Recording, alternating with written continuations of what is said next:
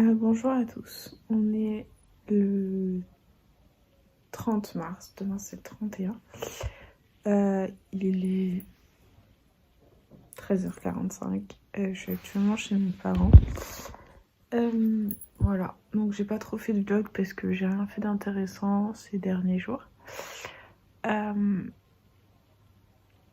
que en fait, mes journées sont vraiment très routinières. Mais bon, c'est pas grave. On va dire que c'est que du bonheur parce que j'ai un petit garçon extraordinaire qui ne pleure jamais, qui ne se plaint pas, qui est gentil comme tout et qui est vraiment adorable. Enfin, un petit garçon, franchement, j'ai un petit garçon, je vous jure, c'est un ange. Il ne pleure jamais, il se plaint pas, il est gentil, il est adorable et je suis trop heureuse de l'avoir dans ma vie. Et puis de voir sa petite bouille, ses petits traits fins et tout. Il a des petites joues, je l'appelle ma petite brioche. Son père, vu que c'est un asiate, il appelle mon banbao. Le banbao, c'est une brioche. Je sais pas d'où ça vient, mais c'est de la brioche blanche là. Un peu avec le petit chouchou en haut et ça fait des traits comme ça. Voilà. Après, bon, je vais pas me plaindre parce que j'ai un chéri hyper impliqué pour mon fils. En fait, je m'occupe de lui. En fait, on se relaie pour dormir et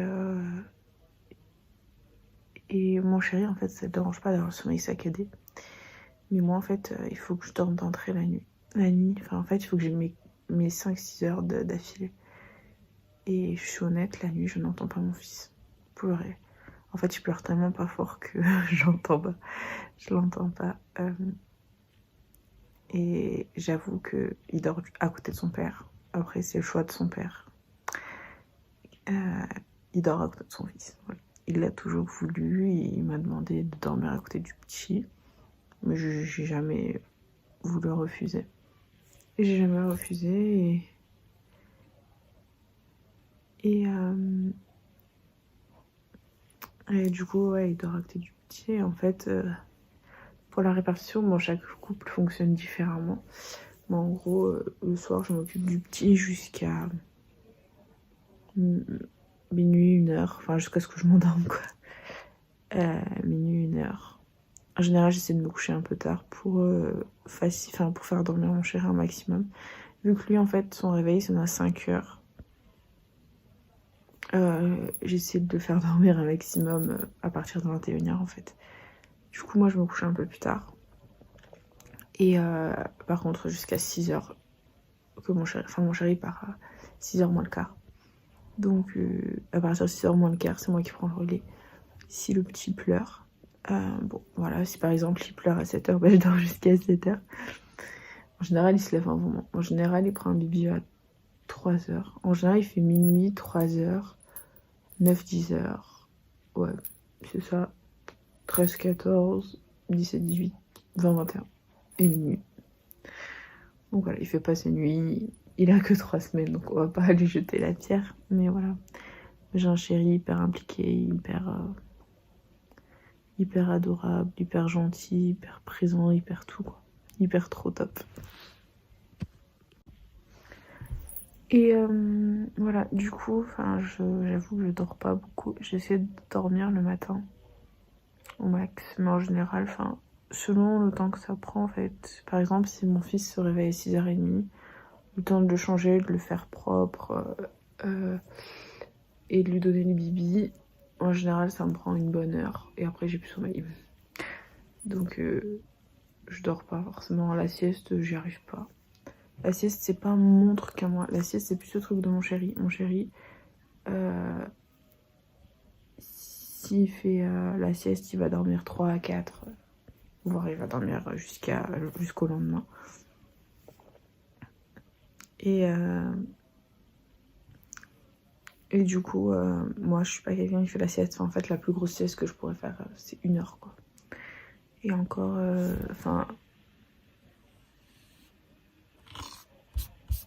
et encore, je suis encore plus fatiguée quand je me lève de la sieste que quand je dors. Que quand je dors pas. Puis honnêtement, depuis que j'ai accouché, je fais plus la sieste. Je dormais tout le temps quand j'étais enceinte. Oh là là, quand j'étais enceinte, mon dieu. J'ai l'impression que c'était hier. Ça va faire 4 semaines que j'ai accouché. J'ai l'impression que c'était hier. Quand j'étais enceinte, je mangeais. Je mangeais. J'ai mangé. Et entre-temps, j'allais faire pipi. Et ça me manque pas du tout. La seule chose qui me manque, c'est la digestion. Je digérais trop bien les aliments enceintes. Oh, ça, c'était incroyable. La digestion enceinte. Puis, enfin, voilà. Après, cette sensation d'avoir faim tout le temps, genre H24, ça me manque pas du tout. Et le fait de faire pipi aussi, H24 ne me manque absolument pas du tout. Mon fils, il est en bas avec ma tante, mon père. Ma tante, elle se régale à s'occuper de mon fils. Elle m'a dit, va faire la sieste, je m'occupe de ton fils. Et là, mon fils, il a pris le bibi à 11h, il est 14h, donc à mon avis, ça va pas tarder. Il va réclamer, il va même pas. Voilà, du coup, mes vlogs sont un peu vides. Enfin, je fais même pas des vlogs tous les jours parce que je fais pas grand chose. J'ai un nouveau-né, donc forcément, je sors pas beaucoup. Puis on a eu beaucoup de visites, beaucoup de familles qui est venue. On a présenté le petit à toute la famille. J'ai eu ma belle-mère à la maison pendant une semaine. Voilà. Donc j'ai vraiment fait... j'ai vraiment présenté le petit à toute la famille. Du coup, ça... Elle est en train de se réveiller en plus. Et ma tante, même pas, à peine il ouvre les yeux que ça y est, elle le prend, elle s'occupe de lui. Elle n'a pas le temps de gazouiller. Ouais. Et en fait, on l'a tellement présenté à tant de monde que finalement, on n'a pas eu le temps. Enfin, j'ai même pas eu le temps de faire mes petits vlogs. Et puis honnêtement,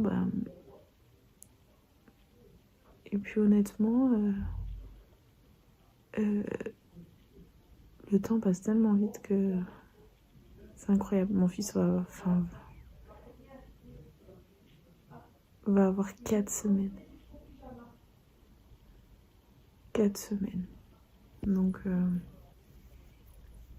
j'arrive absolument pas à réaliser. Et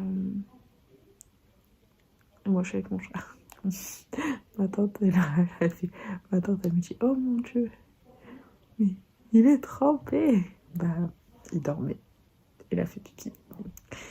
Il a dû faire caca. Elle va lui changer de pyjama. Elle s'éclate. Ma tante, elle s'éclate.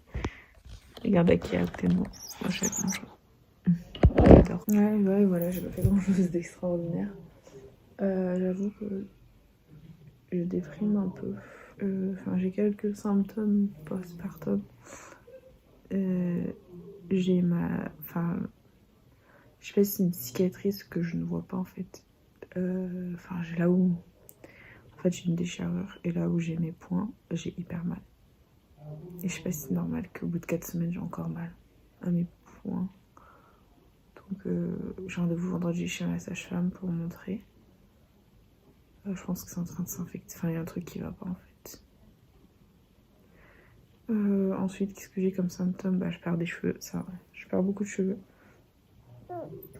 Voilà, je perds mes cheveux par poignée.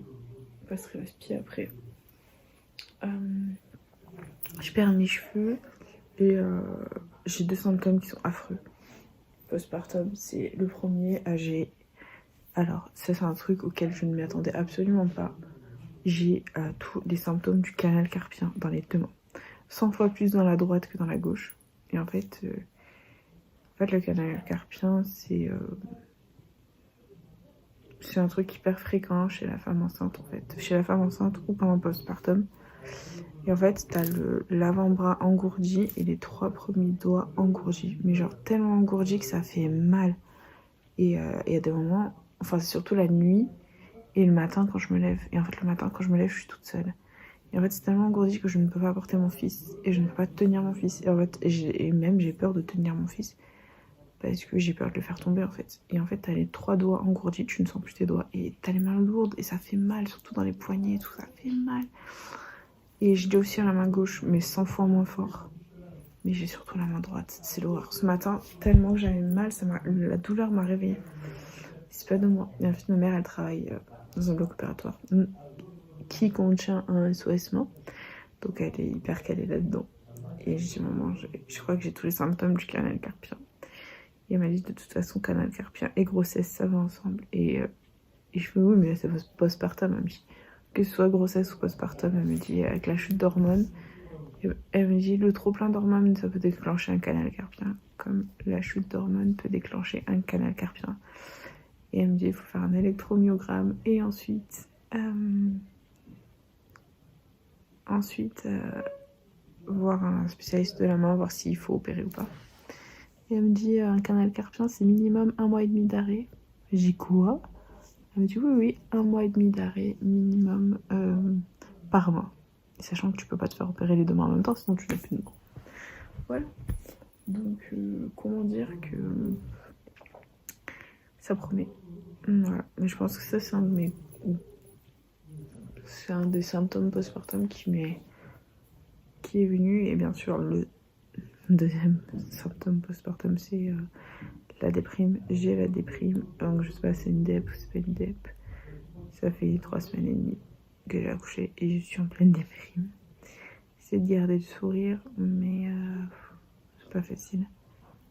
C'est pas facile. Et en fait, j'ai l'impression que j'arrive pas à tout gérer en fait. Et j'arrive pas à me reposer, à avoir une maison propre.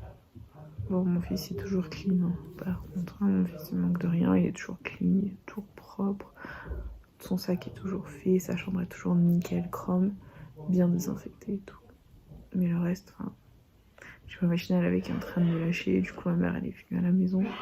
Elle m'a aidé à tout ranger et elle m'a pris tout le linge sale du coup parce que ma machine est en train de mourir. Voilà. Mais voilà, c'est une accumulation de plein de choses et je suis épuisée en fait. Et quand on dit que les personnes en postpartum, elles ont vraiment besoin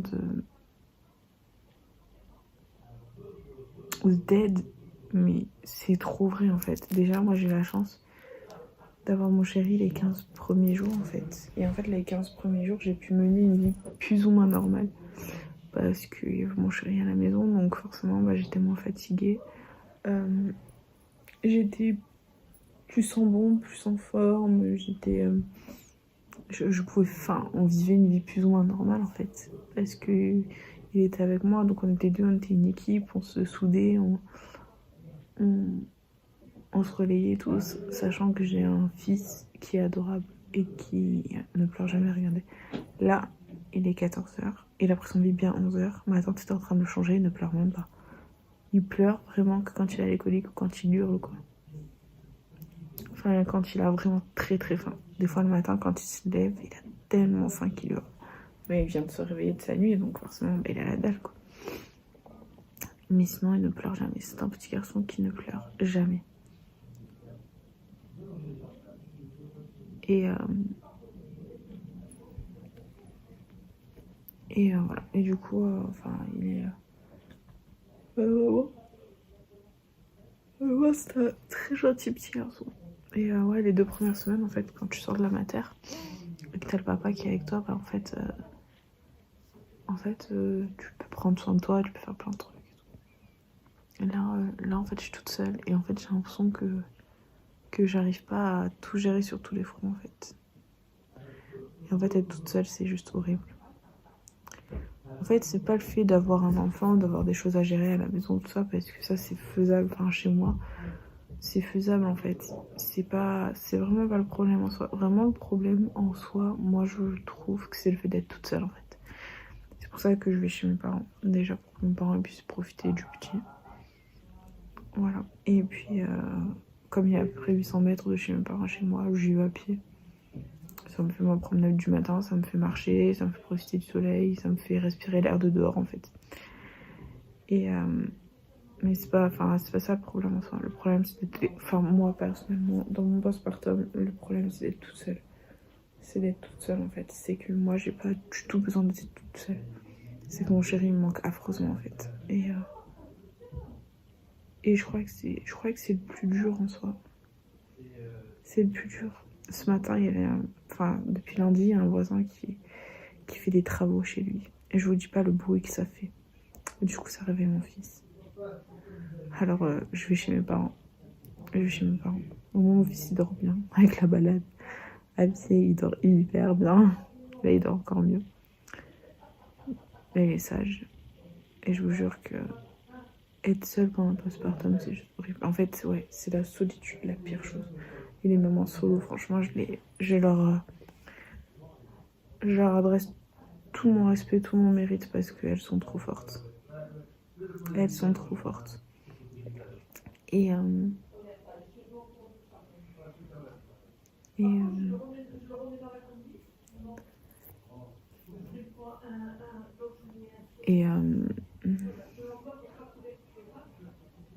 du coup, franchement, je suis pleine d'admiration. Je suis pleine d'admiration pour ces femmes-là. Et voilà. Qu'est-ce qu'on a fait d'autre? Enfin, vendredi, on était chez la sage-femme. Parce qu'on a un suivi avec la sage-femme, en plus, je suis pédiatre. Et la sage-femme qui me sort, oui, votre fils, depuis le 12 mars, il a pas grossi. Donc depuis le 12 mars, on était le 24, le 25, vendredi. Ouais. Il a pas pris 1 gramme, donc c'est pas normal. Mais en fait, mon fils dort 4-5 heures d'affilée. Et elle me dit quoi? Elle me dit oui, il faut le réveiller pour lui donner à manger. Parce que je lui donne... en fait, je lui donne un bibi quand il réclame. Je lui donne pas 7 bibis par jour, toutes les 3 heures, quoi. Parce qu'elle dit, il faut bien lui donner 7 bibis par jour. Je dis oui, mais des fois, mon fils, il dort 4, 5, 6 heures d'affilée. Je le laisse dormir, en fait. Et sa femme, elle m'a dit, ah non, il faut le réveiller et tout. Parce qu'il a pas pris de poids. Non, en fait, on ne réveille pas un enfant. Du coup, on s'est permis d'augmenter la dose. On lui donne du 150 au lieu de lui donner du 120. Alors qu'on nous a dit qu'avant le premier mois, c'était interdit le 150. Donc on s'est dit, balèque. On donne du 150. Voilà. Mon fils, il gazouille. On n'entend même pas. Et du coup, en fait, on s'est permis d'augmenter la dose parce qu'en fait, mon chéri et moi, on a écouté notre instinct de parent. Et nous, notre instinct de parent, il nous a dit de pas réveiller le petit. Puis de toute façon, moi je pars du principe que qui dort dîne, donc s'il dort, mon fils, c'est qu'il en a besoin. Et du coup, je le laisse dormir. Tant qu'il en a besoin, je le laisse dormir. Et voilà, et on a augmenté les doses du bibi. Et en fait, en augmentant les doses du bibi, mon fils, il mange tout. On a vu qu'il mangeait tout et que il mange tout. Et que des fois même 150 c'est pas assez. Parce qu'il y a des fois où 150 il dort pas. Et il tète. En fait, on le voit, mon fils quand il a faim. Déjà, il prend la tétine que quand il a faim. Et il prend la tétine et il tète à mort. Et s'il prend la tétine et qu'il tète pas, c'est qu'il a pas faim. En général, il la crache dans la minute. Et sinon, il prend pas la tétine. Il prend un moment que quand il a la dalle. Donc, à voir. Du coup, on a un autre rendez-vous vendredi chez la sage-femme pour le repeser, le remesurer. Mais moi, c'est hors de question que mon fils, je le réveille pour manger, en fait. Mon chéri, il a essayé une fois de le réveiller pour manger, il a rien mangé. Il était tellement fatigué. Puis on a dit, je vais jamais le réveiller. Et moi, j'ai dit hors de question de le réveiller. Hors de question. Il grossit pas, tant qu'il perd pas de poids, en fait, c'est pas grave. Il mange tous ses bibis, il laisse jamais rien. Il est gentil comme tout, c'est bon, quoi. Donc voilà. Mais sinon, tout va bien. Hormis un peu, je déprime un peu beaucoup, quoi. Donc hormis ça, ça va. Ça et mon canal carpien, ça va. Mais franchement,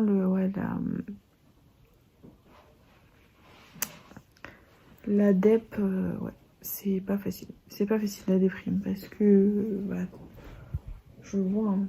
J'ai pas envie de m'habiller, j'ai pas envie de m'apprêter. Et puis, enfin, je rentre plus dans aucun de mes vêtements.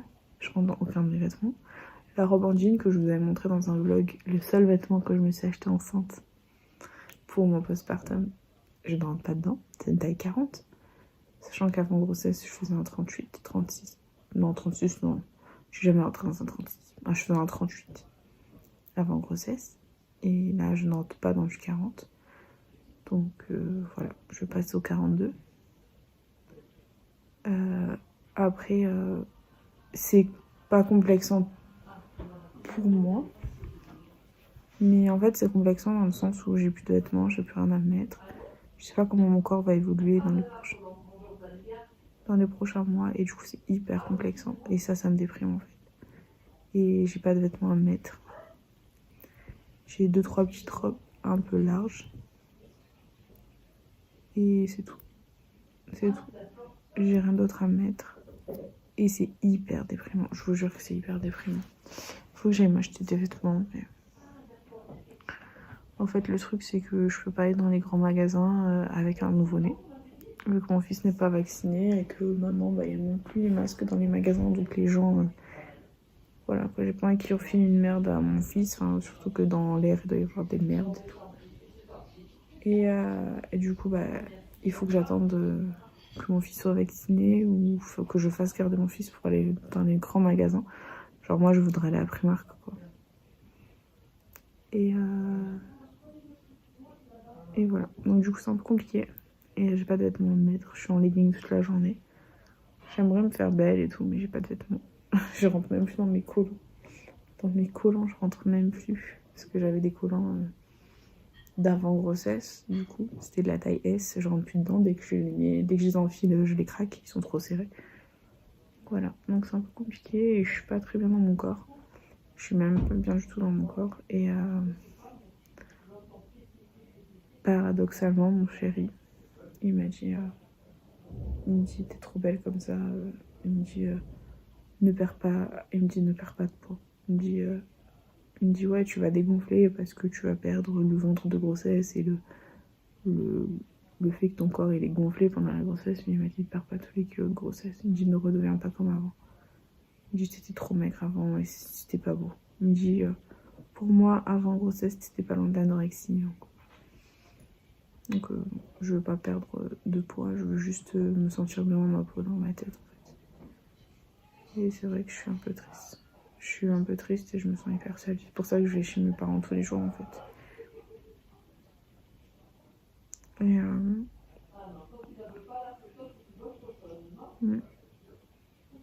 Et du coup, bah, j'essaie de prendre sur moi et de faire des efforts. Déjà, je vais chez mes parents pour pas rester seule et pour pas déprimer. Puis j'ai un chéri hyper présent, quoi. Genre, par exemple, mon chat. Par exemple, j'ai fait ma première sortie avec le cousin de mon chéri et son chéri dimanche. On est sortis tous les trois pendant que mon chéri a gardé mon fils. Et ça m'a fait bizarre. Mais ça m'a fait du bien, je me suis sentie vivante. Et ouais.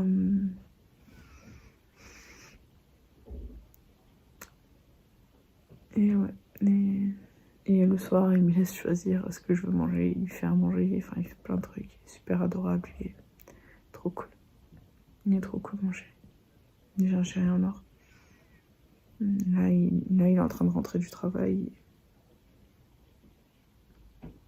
Il va se coucher, enfin, je le laisse faire la sieste comme ça. Mes parents, ils profitent un peu du petit. Et après, on va rentrer. Déjà, ça passe trop vite.